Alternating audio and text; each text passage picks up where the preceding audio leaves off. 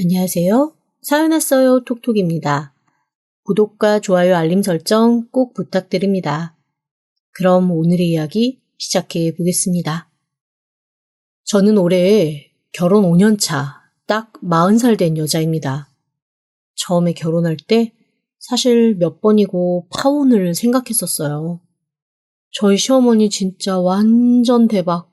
이런 시어머니가 요즘에도 있나 싶은 그런 분이었거든요. 하지만 결혼을 결심하고 지금껏 제가 참고 살았던 건 남편 때문이었습니다. 남편은 정말 착한 사람입니다. 어떻게 저런 시어머니한테서 이런 아들이 나왔을까 싶을 정도로 착해요. 그런 남편을 계속 보다 보니까 그래. 이 사람이 시어머니와 살 날은 앞으로 길어야 20년일 거고 나랑 사는 건 길면 50년도 살 텐데 이 사람 인생 내가 조금 옆에 있어주자라는 동지의식이 마구마구 올라왔거든요. 그래서 남편과 결혼을 결심했습니다. 결혼하고 나서 시어머니 볼 일 많이 없겠거니라고 생각하기도 했고요. 신혼집과 3시간 반 거리에 시댁이 있었거든요. 하지만 그건 완전히 제 착각이었습니다. 저희가 신혼집 구할 때는 한마디도 안 하시다가 정작 신혼집 구하고 나니 냉큼 저희와 가까운 곳으로 이사를 하시더라고요. 왜 거기로 오시냐고 말도 못하고 진짜 끙끙 앓았습니다. 집 근처로 오신 시어머니는 정말 끝도 없이 저한테 속 뒤집는 얘기를 하셨습니다. 얘, 너는 왜 아이를 안 낳니? 혹시 밭이 엉망진창인 거 아니니? 요즘 애들은 결혼 전에 이 남자 저 남자 잔뜩 노느라고 정작 결혼해서는 속이 다 망가져서 애도 못 낳는다는데 혹시 네가 그런 거 아니니? 처음에 그 말을 듣고는 사실 좀 멍했습니다. 사람이 사람한테 할 말도 아니었고 더더군다나 시어머니가 며느리에게 할 말은 더욱 아니었으니까요.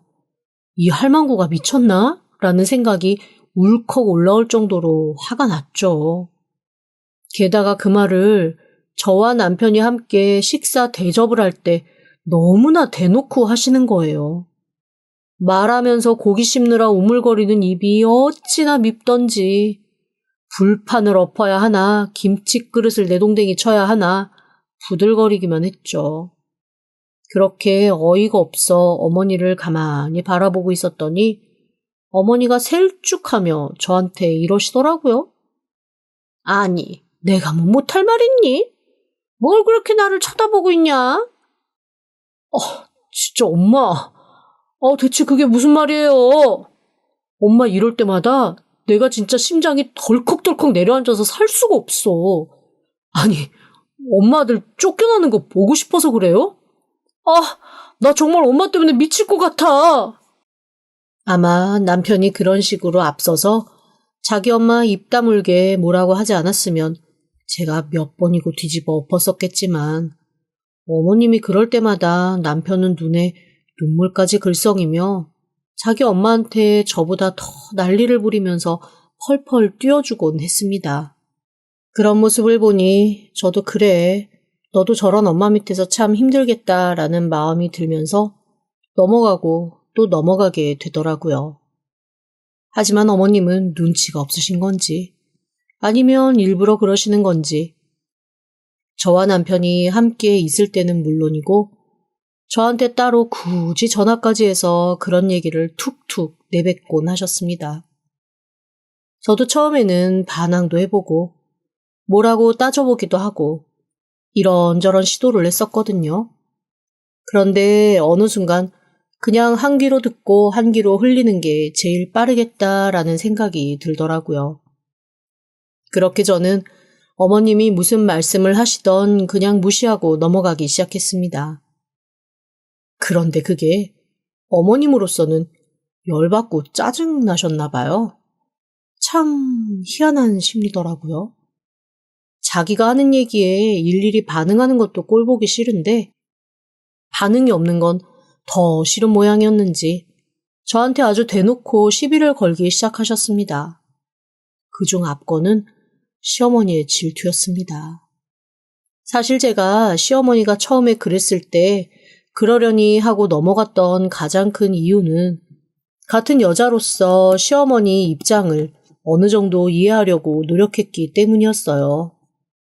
저희 시아버지가 일찍 돌아가신 것도 아닌데 미혼모처럼 제 남편을 키우셨습니다. 사실 처음엔 그 얘기 듣고 굉장히 대단하신 분이다. 혼자서 아이 키우기 쉽지 않았을 텐데 끝까지 포기 않고 이렇게 키우신 거 정말 대단하다라는 생각을 했습니다. 그런데 결혼 후에 들은 사실에 저는 사실 너무 놀라고 말았어요. 제가 어머님이 한 번씩 뒤집어 엎을 때마다 꾹꾹 눌러 참으며 그래도 혼자 힘으로 당신 그렇게 키워주셨으니 내가 참는다라는 얘기를 했더니 남편이 굉장히 민망해하면서 저한테 이렇게 얘기하더라고요. 저기 우리 엄마가 나 키운 거 아니야. 그게 무슨 소리야? 어머님이 나한테 분명히 그러셨는데? 당신 어머님이 미혼모로 혼자 키우셨다고? 아니라니까. 그래, 지금 와서 내가 뭘 숨기겠냐. 그냥 얘기할게. 그렇게 얘기한 남편의 말은 진짜 저로서는 기가 막히고 코가 막혀 헛웃음이 툭 나오는 그런 말이었습니다. 세상에 시아버지가 정말 착하신 분이었더라고요. 임신하고 우울증에 빠졌던 시어머니 대신 집안일도 다 하고 시어머니가 살고 싶다는 동네로 가서 새로 자리 잡고 시어머니를 위해 일도 다른 데서 그만두고 시작하실 정도로 시어머니를 여러모로 배려하셨다고 했습니다. 그런데 그런 남편을 두고 시어머니가 임신한 상태로 바람이 나셨다는 거예요. 결국 시아버지는 시어머니를 다른 사람 집에서 찾아냈고 네가 어떻게 뱃속에 내 아이를 가지고 이럴 수 있냐고 울부짖는 시아버지 앞에서 시어머니가 딱 한마디 하셨다고 하더라고요. 얘가 네 애인지 다른 사람의 애인지 나도 몰라. 그러니까 네 애라고 생각하고 싶으면 낳고 나면 네가 키워. 그 자리에서 시아버지가 쓰러지셨고 너무나 충격받은 마음에 반신불수가 왔다고 하시더라고요. 당연히 남편의 친가, 저희 시어머니의 시댁 쪽에서는 난리가 났죠. 하지만 그때까지만 해도 시아버지는 어머니가 바람을 피웠다 이런 얘기는 않고 그저 임신 우울증으로 자꾸 집 밖으로 돈다고만 말씀하셨대요. 뱃속 아이가 당신 아이라는 일말의 희망을 가지고 말이죠. 하지만 시어머니는 에라 모르겠다 될 대로 되라 라는 마음이셨는지 그날 이후 정말로 집에도 안 돌아오고 밖에서 노셨다고 했습니다. 하지만 배는 점점 불러오고 아이는 낳아야 하니 그때쯤 뻔뻔하게도 다시 집으로 들어오신 모양이에요. 하지만 이미 그 집에서는 시어머니를 받아줄 마음이 없었죠. 아무리 임신 우울증이 깊어도 반신불수된 남편을 두고 밖으로 도는 며느리 누가 반기겠어요. 게다가 놀랍게도 그 즈음 시아버지가 누군가를 임신시킬 수 없는 사람이라는 걸 알게 되셨다고 했습니다. 아무래도 몸의 절반을 움직이지 못하니 온갖 검사를 다 했었나 봐요. 그러니까 아버님이 무정자증이었던 거야? 사실 그 검사까지도 필요가 없었는데 돌아가신 할머니가 여튼 세상에 존재하는 검사라는 검사는 다 시키셨던 모양이야. 그 과정에서 밝혀졌다 하더라고. 그 결과를 듣고 온 집안이 난리가 나고 말았다네요. 결국 시어머니가 임신하고 있는 제 남편이 저희 시아버지의 친자식이 아니라는 게 밝혀진 거니까요. 그런데 저희 시어머니 정말 기막힌 분이셨습니다. 밖에서 어찌저찌 제 남편을 낳고 딱 100일쯤 됐을 때 시아버지 집 앞에 남편을 두고 잠적을 하셨었다는 거죠. 제가 그 얘기를 들으면서 너무나 기가 막혀서 입을 턱 벌리고 멍하게 남편을 바라보기만 했습니다. 남편이 씁쓸한 얼굴로 이렇게 말하더라고요. 그때쯤 우리 아버지가 몸이 조금 회복될 시기였는데 대문 밖에서 자꾸만 아이 우는 소리가 나서 다리 질질 끌며 나가서 대문을 열고는 그 자리에 주저앉으셨대. 내가 며칠을 안 씻긴 꼬질꼬질한 모습으로 누렇게 코도 말라있고 얼마나 울었는지 목도 쉬어있고 그런 상태로 대문 밖에 있는 걸 보신 거지. 그 꼴을 보고 나머지 절반도 마비되는 줄 알았다고 하시더라고. 그런데 우리 아버지 참 착하신 분이지. 그런 나를 내치지 못하고 품으셨다는 거 아니겠냐. 잠깐만. 그러면 지금 당신 키워준 아버지가 사실은 친아버지 아니라는 얘기야? 그러니까 나랑, 지금 내가 아버님이라고 부르는 시아버지가 당신 친아버지가 아니라는 거야? 피는 안 섞였지. 하지만 나한테는 정말 그 어떤 아버지보다 완벽한 아버지야. 우리 아버지가 중학교 1학년 때까지 나 키워주셨어. 나 키운다고 고모랑 삼촌들, 할머니, 할아버지한테까지 거의 절연까지 당할 정도로 바보 취급 받으면서도 세상에 태어난 게 뭐가 잘못이겠냐며 이 핏덩이한테 무슨 잘못이 있겠냐고 나를 진짜 지극 정성으로 키워주셨다. 나 그래서 초등학교 졸업할 때까지 내가 우리 아버지 친아들이 아니라는 거 모르고 자랐어. 말도 안 돼. 와, 진짜 아버님 엄청난 인격의 소유자셨구나.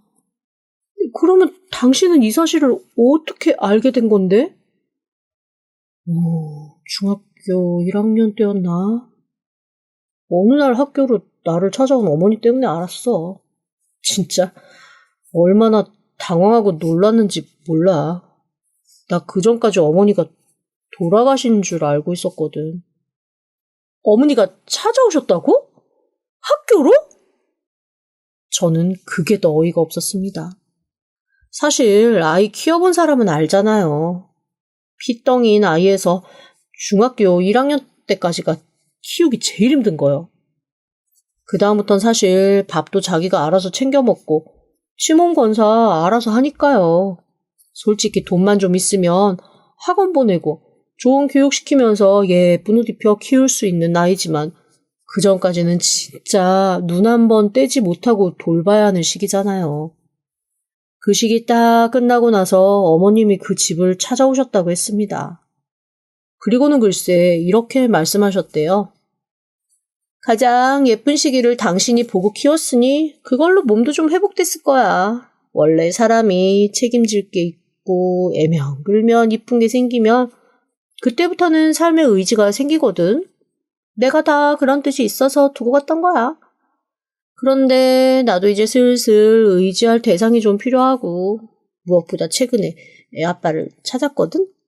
그 인간한테 지난 세월 양육비라도 내가 받아내려면 나랑 쟤랑 같이 살아야 될 테니 이제 그만 저 애 내가 데려갈게. 이참에 이혼도 좀 해주고 재산 분할도 했으면 좋겠는데. 어린 나이에도 남편은 그런 어머니를 보며 자기도 모르게 다리가 후들후들 했다고 하더라고요. 아니, 누가 봐도 정말 나를 사랑해서 데리고 가는 게 아니라 진짜로 내가 어떤 필요에 의해 나의 쓸모가 있어서 데리고 가는 게 첫마디서부터 확 느껴지더라고. 게다가 나를 빌미로 누군가에게 또 돈을 뜯어낼 생각을 하는 걸 보니까 이거 가도 제대로 사람 취급받기 어렵겠다라는 마음이 들었어. 아니, 어린 나이에 그런 마음이 어떻게 들었대? 진짜 그 나이는 아무것도 생각 못할 시기잖아. 사실 아버지한테는 말 안 했지만 그 전에 고모랑 할머니한테 몰래 들었던 게 있긴 했거든. 두 분이 대화하는 말 통해서 엄마가 살아있을지도 모르겠다. 언젠가 한번 내 뒤통수 치러 올지도 모르겠다. 나도 모르게 각오를 했던 거지. 그 말을 하는 남편의 표정은 몹시 쓸쓸해 보였습니다. 어쨌건 절대 안 된다는 아버지를 보며 남편은 자기가 아버지 옆에 버티고 있으면 화병에 아버지 쓰러져 잘못될 것 같다는 마음이 들었다고 했습니다. 그래서 자발적으로 어머니를 따라갔대요. 대신 아버지에게 이혼해서 재산 주는 건 하면 안 된다고, 재산 받고 엄마 도망갈지도 모른다고, 글쎄 중학교 1학년짜리가 그렇게 말을 했다고 하더라고요. 철이 일찍 들었지. 세상도 일찍 알았고. 그런데 내 짐작이 맞더라고. 아버지가 돈 줬으면 큰일 날 뻔했지. 신부를 찾았다며 양육비를 받아내겠다고 제 남편을 데려간 시어머니는 꽤 큰 꿈을 꾸신 모양이더라고요. 무슨 염치인지 당당히 제 남편을 대동하고 그 남자를 찾아갔다고 했습니다. 문제는 그 남자가 번듯하게 직장 다니는 그런 남자가 아니라 뒷골목에서 자릿세나 뜯어내며 사는 날건달이었다는 거죠. 어디서 들은 건 있어서 유전자 검사를 하라고 큰소리 뻥뻥 쳤는데 아이고 결과가 완전 반전이었습니다. 그 남자들이 아니었던 거예요, 제 남편이. 결국 어머니는 그 남자에게도 혼쭐이 났다고 했습니다. 어디서 사기를 치냐고 아주 눈물 쏙 빠지게 혼이 났다 하더라고요. 간신히 애 아빠인 줄 알고 찾아서 들러붙으려 했는데 그 끝마저 떨어졌으니 어머님이 어떻게 하시겠어요. 아들이네 아니네 검사를 하네 마네 설왕설래하며 어영부영 보낸 시간이 2년 반. 그 시간 동안 남편만 고생을 한 거죠. 그리고 모든 것이 원점으로 되돌아간 후 시어머니는 그제야 납작 엎드려 아버님에게 돌아올 테니 받아달라고 했다 했습니다. 아니, 받아줄 게 있고 받아주지 말아야 할 게 있지. 아버님 진짜 성인 군자시네. 남편의 말을 듣고 나니 새삼 시어머니가 너무 어이없고 시아버지가 진짜 대단해 보이더라고요. 더 대단하다고 느꼈던 거는 시아버지가 저한테 진짜 한 번도 그런 티를 내신 적이 없다는 거였습니다. 오히려 시어머니가 뭔가 이상한 소리를 하실 때마다 슬그머니 저한테 어머니가 옛날 사람이라 그럴 수 있으니 네가 좀 이해해라 라는 얘기는 하셨어도 시어머니를 제 앞에서 깎아내리거나 하신 적은 없었거든요. 시아버지가 그렇게 시어머니를 대하시니 저로서는 그래 아버님도 참으시는데 내가 뭘 하겠냐라는 생각을 하면서 또 그냥 넘어가게 되더라고요. 그런데 사건은 그때부터 시작되었습니다. 사실 제가 해외를 왔다 갔다 해야 되는 직업을 가지고 있습니다. 그런데 회사에서 가족들하고 함께 보내는 시간도 되게 중요하게 생각해주는 회사라 해외를 나갈 비행기표만 자기 부담으로 하면 호텔은 회사에서 업그레이드를 해줍니다.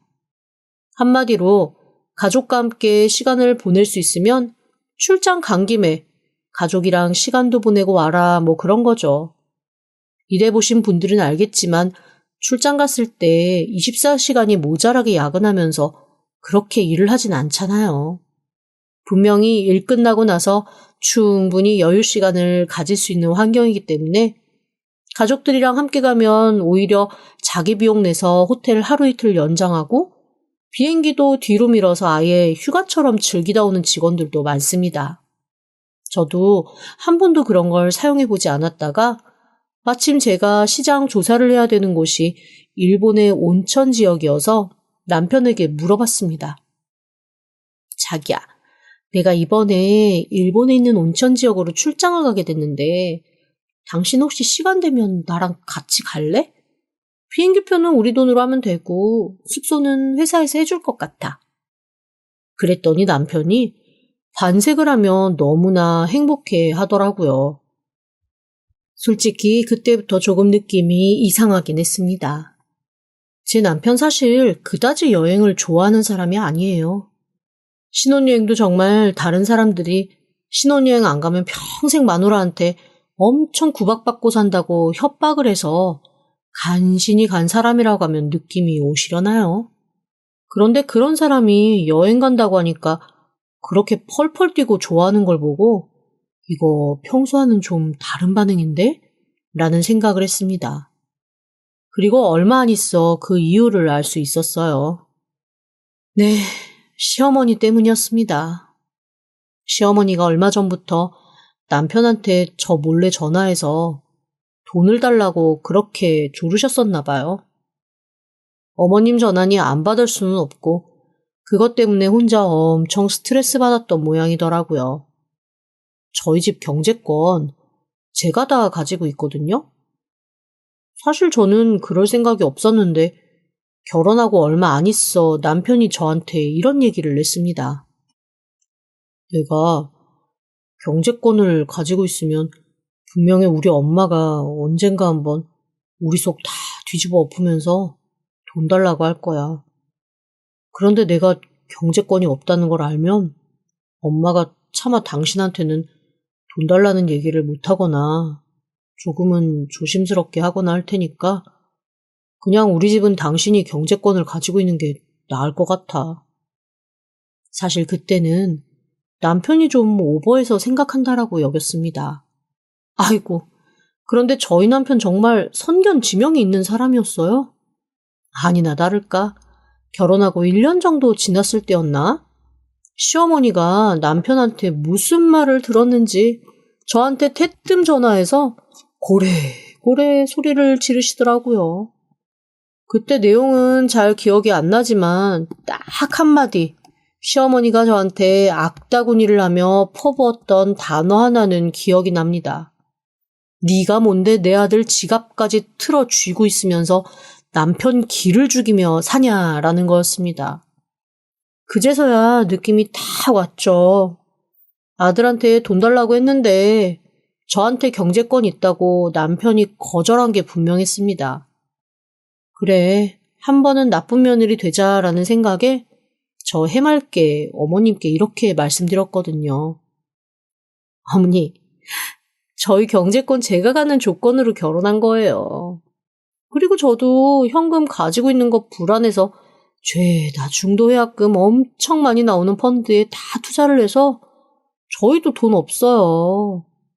어머님, 안 그래도 다음 달에 전세를 조금 더 큰 걸로 옮겨볼까 싶어서 어머님, 아버님한테 돈 좀 빌려달라고 하려고 했었는데 어머님 전화 된 김에 혹시 저희 돈 좀 해주실 수 있어요? 제가 그렇게 훅 더 질러버렸더니 어머님 아무 말씀도 못하시고 허둥지둥 전화를 끊으셨습니다. 이후에도 몇 번 남편한테 회사에서 대출받을 수 있는 거 있으면 엄마 좀 해다오 이런 얘기 하셨었나 봐요.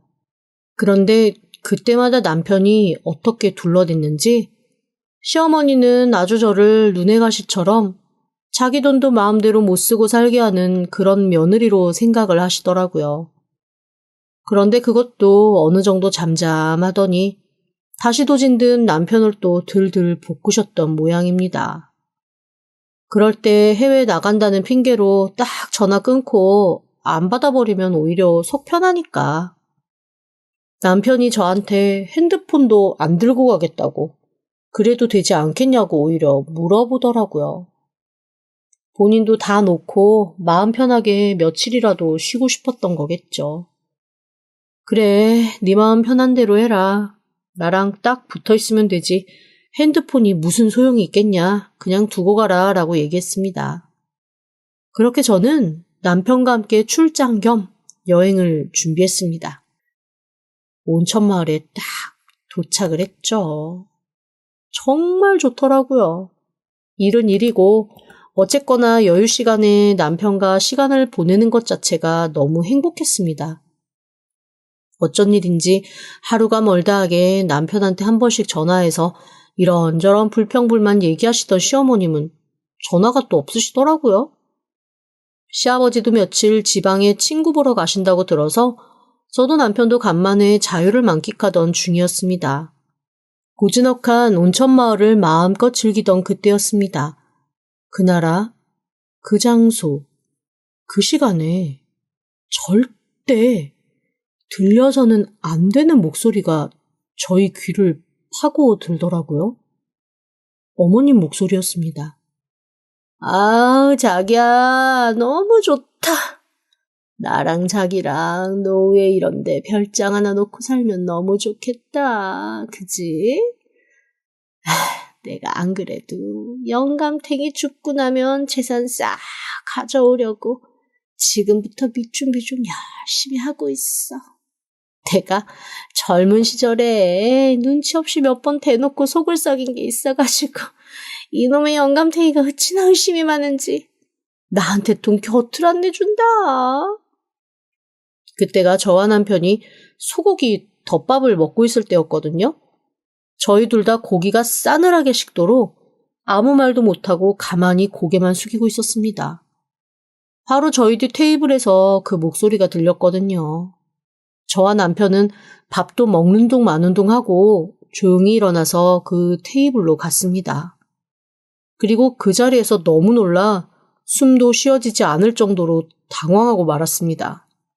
그곳에 저희 시어머니와 함께 앉아있는 사람, 제가 아는 얼굴이었어요. 바로 저희 시아버지의 친구였습니다. 남편도 그분을 알거든요. 변변치 않은 직업, 변변치 않은 집안 때문에 저희 시아버지가 몇 번 개인적으로 도와주신 적도 있는 그런 사람이었습니다. 그 앞에 가서 저희 둘이 우뚝 서니 두 분 다 귀신을 본 듯 놀라시더라고요. 참 제가 몇 년 동안 나는 귀가 없다, 나는 입이 없다 생각을 하고 꾹꾹 눌러 참았던 말을 그때는 참지 못했습니다. 저도 모르게 피식 비웃으며 시어머니에게 이렇게 말하고 말았어요. 어머님 말씀이 맞네요. 어머님이 하늘처럼 아버님 모시는 모습에 저 지금 진짜 감동받았어요. 이분이 그러니까 진짜 저희 시아버님이신 거죠? 세상에, 어쩜 고기도 이렇게 하나하나 발라서 놔주시고 너무 놀랍네요. 아니, 너희가 왜 여기 있니? 너 출장 간다는 애가 왜 온천을 와 있니? 아니, 그러니까 출장 간다고 거짓말하고 온천으로 너희 부부 놀러 온 거니? 어머님, 지금 어머님이 그거 따지실 자리가 아닌 것 같은데요? 저는 여기 출장 온 거 맞아요. 그리고 출장 오면서 제가 제 비행기표 돈 주고 사서 이 사람 데리고 온 거고요. 뭐 그런 설명 다 필요 없고 지금 어머님도 그럼 출장 오신 거예요? 한국에 있는 아버님께는 저희가 그럼 말씀드려야겠네요. 저는 정말 제가 할 수 있는 가장 공을 들여 시어머니한테 비아냥거리는 말을 남기고 그 자리를 빠져나왔습니다.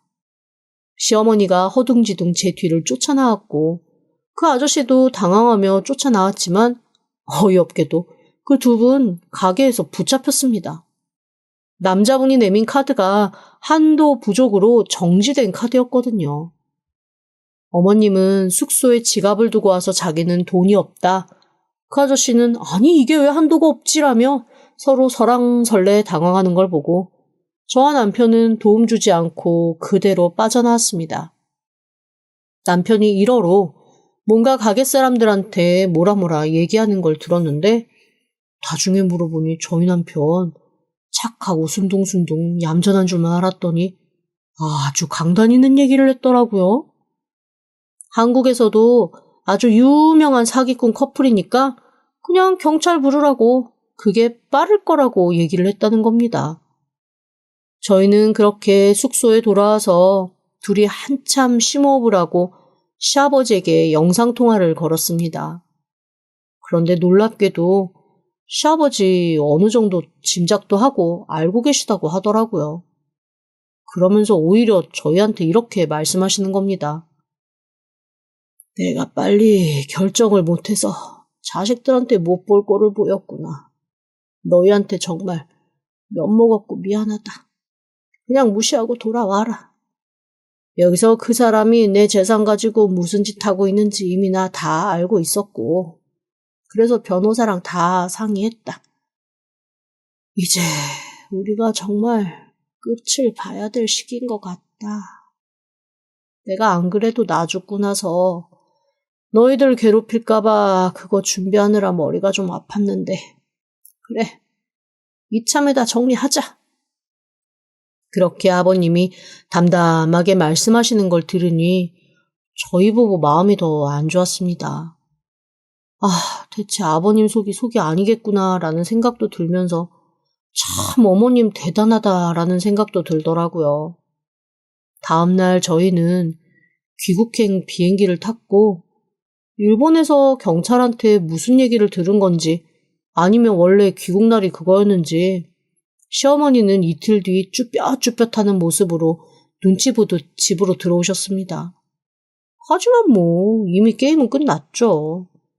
아버님은 시어머니 앞에 이혼 서류를 내미셨고 처음엔 시어머니 자기가 뭘 잘못했냐며 펄펄 뛰시다가 아버님이 그동안 꼼꼼하게 모아온 자료들을 보면서는 위자료라도 많이 받으려고 있는 폐악 없는 폐악을 다 부리시더라고요. 그런데 저희 아버님 진짜 무서우신 분인 게 그거를 다 듣고 계시다가 왜 이거는 줄 수 없고 왜 이거는 해줄 수 없는지를 또 다 설명을 하시대요. 결국 본인이 잘한 거 하나도 없다는 거 알게 된 시어머니 말 그대로 알몸뚱이로 집에서 내쫓기고 말았습니다. 이후에 남편이 아버님 앞에 무릎 딱 꿇고 이렇게 얘기하더라고요. 아버지, 피도 안 섞인 자식 저 이만큼 키워주셨는데 제가 진짜 아버지한테 뭘 어떻게 해드려야 될지 모르겠어요. 저도 아버지가 원하시는 대로 할게요. 그러자 저희 시아버지 무심히 신문을 들척들척하며 남편 한번 힐끗 보고 이렇게 말씀하시더라고요. 야 이놈아, 네가 내 아들이 아니면 누가 네 애비고 누가 내 아들이냐. 그게 사람이 꼭 피가 섞여야 부모 자식이 아닌 거야. 같은 시간을 공유했고 서로가 서로를 생각하는 마음이 어느 정도이냐. 그게 가족의 척도인 거지. 너는 네 처랑 피가 섞여서 가족이냐? 별 쓸데없는 소리를 다 하고 있어. 애미야, 오늘 저녁에는 나가서 한우 갈비나 먹자. 내가 아주 허증이 나서 고기가 땡긴다. 네, 아버님. 출장 수당도 나왔으니까 그걸로 제가 쏠게요. 그래, 너는 고기를 쏴라. 그러면 나는 너희한테 아파트를 한 채 쏠 테니. 에? 놀란 저와 남편에게 아버님은 담담히 저희한테 신축 아파트를 한 채 사주겠다고 하시더라고요. 세금도 다 아버님이 알아서 내주셨어요. 사실 저희한테 진작에 집 한 채 사주고 싶으셨는데 어머님이 그러면 괜히 저희한테 질척거리며 찐짜 붙을까봐 시기만 보고 있었다 하시더라고요. 신혼 때 예쁘게 살림할 수 있게 사주지 못해 미안하다는 말도 덧붙이시면서요. 그러면서 지금 저희가 살고 있는 집은 전세나 월세로 내놓아서 저희가 추후 재산을 불리는데 그냥 쓰라고 쿨하게 저희한테 줘버리셨습니다. 저 시어머니 복은 진짜 객광이었는데 시아버지 복은 좀 있는 것 같더라고요. 어쨌건 저희 가족은 엉망진창 시어머니 하나 내보내고 나니 훨씬 더 서로를 생각하며 규모 있고 다정한 가족으로 거듭나게 되었습니다. 조만간 시아버지한테 한번 슬쩍 집도 넓은데 같이 사는 거 어떠냐고 여쭤보려고요. 저도 그렇고 남편도 그렇고 시아버지가 혼자서 외롭고 쓸쓸히 늙어가시는 거 원하지 않거든요. 시아버지가 못 이기는 척 허락해 주셨으면 좋겠다는 바람입니다. 지금까지 들어주셔서 감사합니다. 구독과 좋아요, 알림 설정은 사연 왔어요 톡톡에게 큰 힘이 됩니다. 지금 바로 구독 부탁드립니다. 그럼 다음 사연으로 또 찾아오겠습니다. 감사합니다.